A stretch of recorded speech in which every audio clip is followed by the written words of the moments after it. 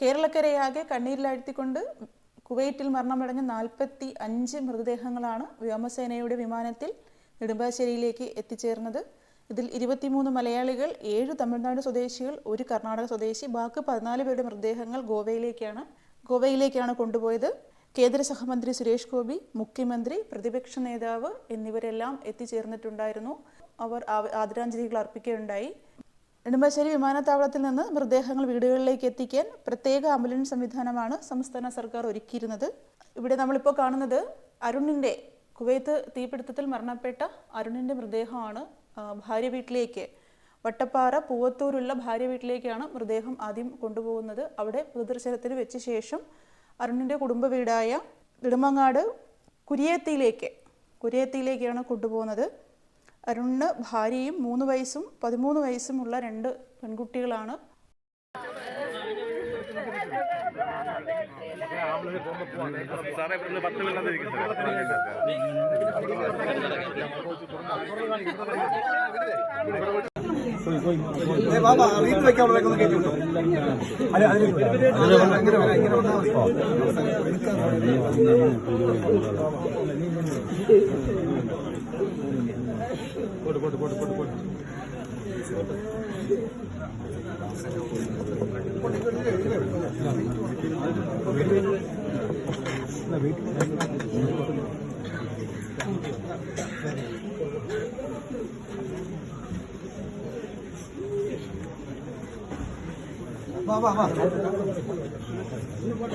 അവിടെ നിൽക്കല്ല. ചെന്തുപോയി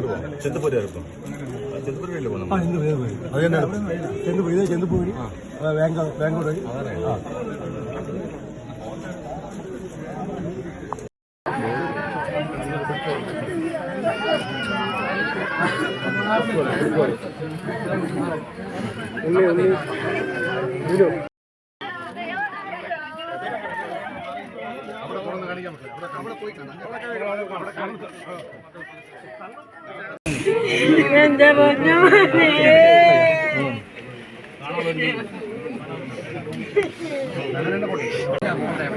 മൃതദേഹം അവിടെ എത്തുന്ന സമയത്ത് ജി സ്റ്റീഫൻ MLA, ഭക്ഷ്യ സിവിൽ സർവീസ് മന്ത്രി അനിൽ എന്നിവർ അവിടെ എത്തിച്ചേർത്തിട്ടുണ്ടായിരുന്നു.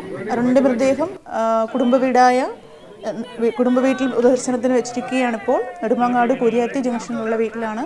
അരുണിൻ്റെ അച്ഛൻ നേരത്തെ 2 വർഷങ്ങൾക്ക് മുൻപ് മരണപ്പെട്ടു. 2 സഹോദരങ്ങളും മരണപ്പെട്ടു. ഏക ആന്തരിയായി അവശേഷിച്ചിരുന്ന അരുണും ഇപ്പോൾ അകാലത്തിൽ പൊലിഞ്ഞിരിക്കുകയാണ്. ആ കുടുംബത്തിൻ്റെ സങ്കടത്തിൽ നമ്മൾ എത്രയൊക്കെ അവരെ ആശ്വാസവാക്കുകൾ കൊണ്ട് പൊതിഞ്ഞാലും അത് എങ്ങനെയാണ് അവർക്ക് അത് ഉൾക്കൊള്ളാൻ കഴിയുക? അവർക്ക് ഉൾക്കൊള്ളാനുള്ള ശക്തി കൊടുക്കട്ടെ, മനസ്സിന് ധൈര്യം കൊടുക്കട്ടെ എന്ന് മാത്രമേ നമുക്കെല്ലാവർക്കും പറയാൻ കഴിയുന്നുള്ളൂ.